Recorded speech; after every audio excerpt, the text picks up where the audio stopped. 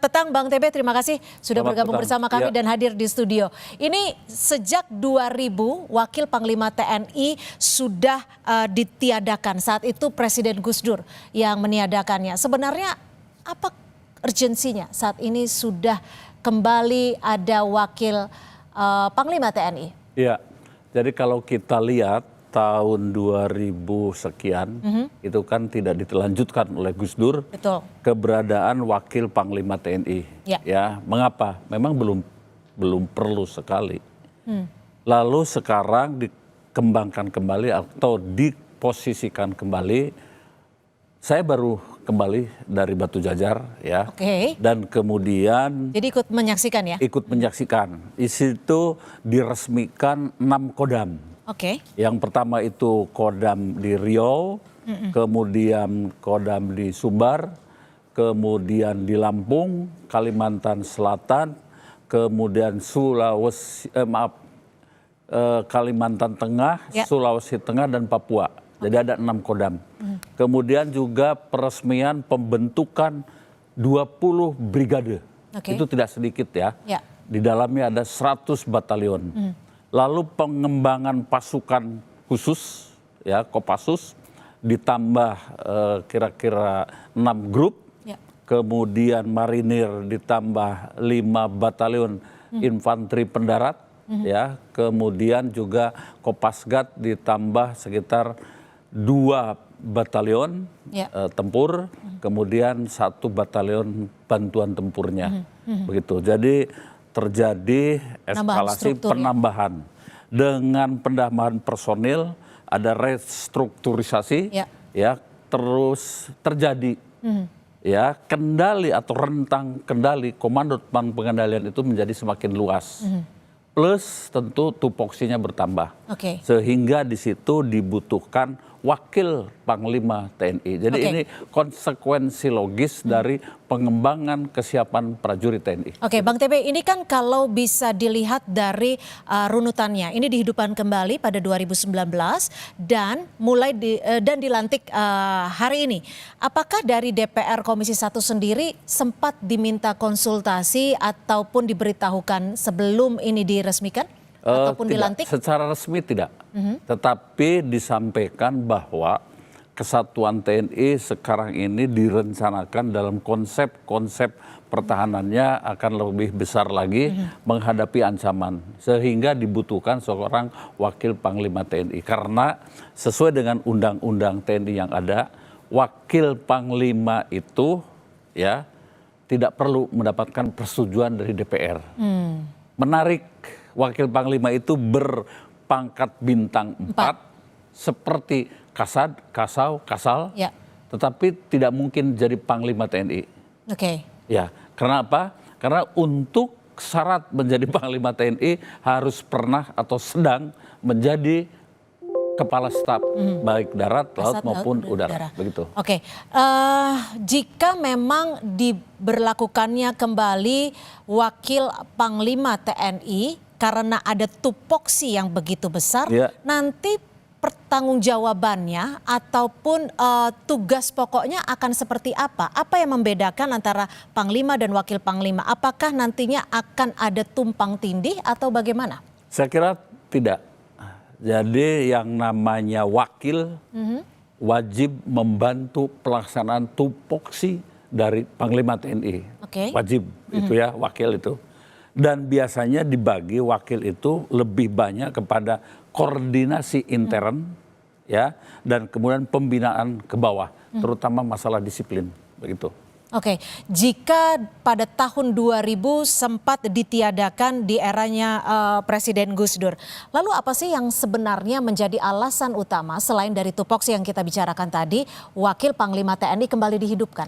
Ya karena sekarang rentang kendalinya, komando dan pengendaliannya semakin luas, ya. Misalnya saja yang tadinya para komandan pasukan khusus itu dilantik sekarang menjadi Panglima.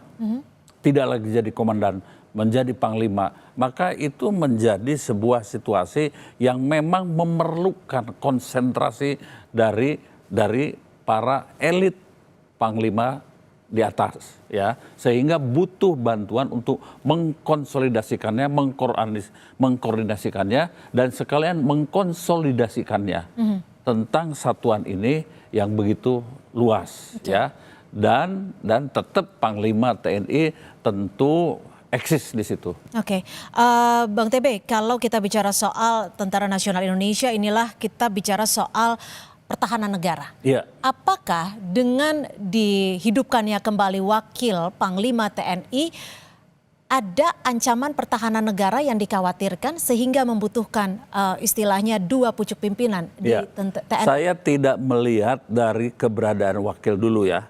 Tetapi dengan reorganisasi prajurit TNI yang cukup besar, ya, tentu ini ada ancaman yang lebih besar. Itu bisa disimpulkan karena apa? Struktur pembentukan postur TNI, penghitungannya itu berawal dari ancaman. Ancaman, kemudian standar penangkalan, setelah itu anggaran yang dimiliki, dan kemudian dibentuklah postur TNI. Dari situ bisa dilihat kalau postur TNI plus berkembang, maka kita punya biaya untuk itu, tetapi juga tentu ancamannya juga lebih banyak. Sehingga pengembangan TNI ini memang disiapkan untuk terjadi hal-hal yang tidak kita kehendaki. Oke, jadi memang untuk mengantisipasi adanya hal-hal ataupun ancaman itu sendiri. Bang TB, lalu mengapa Wakil Panglima TNI ini harus ataupun setelah dilantik berasal dari Angkatan Darat ya? Oh, saya kira begini, kalau soal itu ya kita bisa bergilir, tidak ada ketentuan-ketentuannya seperti Kasum dari angkatan lain, ya, kemudian juga staf-staf intelijen, kemudian operasi, kemudian juga personil itu mix dari darat, laut, udara, begitu. Sehingga komposisi ini menurut hemat saya, yang saya memang mantan prajurit yang pernah juga di Mabes TNI, saya kira tidak ada masalah. Lalu bagaimana dengan seleksi yang sudah dilakukan? Apakah Komisi 1 DPR RI ini juga mendapatkan informasi sebelum dilantiknya Wakil Panglima ini? Saat di Tidak ada seleksi, tidak ada fit and proper test. Tidak ada laporan juga kepada Komisi 1. Tidak ada. Itu menjadi intern ya, keputusan dari Bapak Presiden.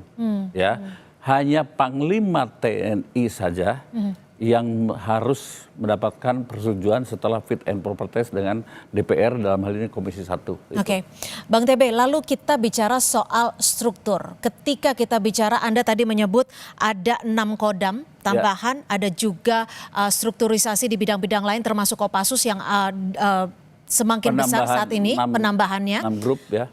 Lalu bagaimana dengan efektivitas struktur komandonya nantinya ketika ada Panglima dan juga ada Wakil Panglima? Justru dengan rentang kendalinya semakin luas, kehadiran Wakil Panglima itu menjadi lebih solid, lebih juga terkoordinir, begitu ya. Sehingga, termasuk dengan matra-matra lainnya, dengan AU dan Laut? Iya, betul. Karena apa? Puncaknya itu dia menjadi orang nomor 2 di TNI, ya, TNI Angkatan Darat, Laut, dan Udara.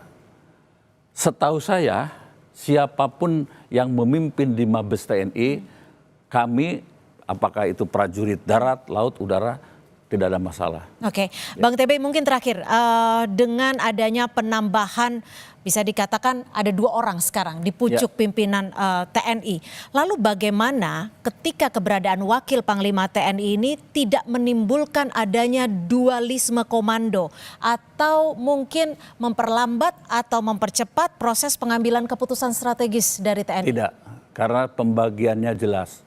Yang pertama itu mengorganisir ke bawah, termasuk disiplin.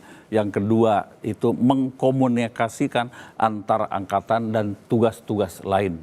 Sementara dalam pengambilan keputusan hanya Panglima TNI yang dapat membuat keputusan, bukan Wakil Panglima TNI. Jadi Wakil Panglima fungsinya hanya untuk memberikan masukan? Mengorganisir, memberikan masukan, dan menyiapkan pasukan. komando tetap ada di tangan Panglima TNI dan tentu atas perintah Presiden. Oke, keputusan mutlak tetap ada di tangan Panglima TNI. Yes. Baik, atas perintah Presiden. Saat ini Presiden. Sesuai dengan undang-undang. Sesuai dengan undang-undang. Baik, terima kasih Bang TB Hasanuddin, Komisi 1 DPR RI sudah memberikan perspektifnya. Mudah-mudahan dengan keberadaan Wakil Panglima TNI ini dapat mempermudah dan juga menjadikan TNI jauh lebih baik lagi. Terima kasih Bang TB, selamat sore.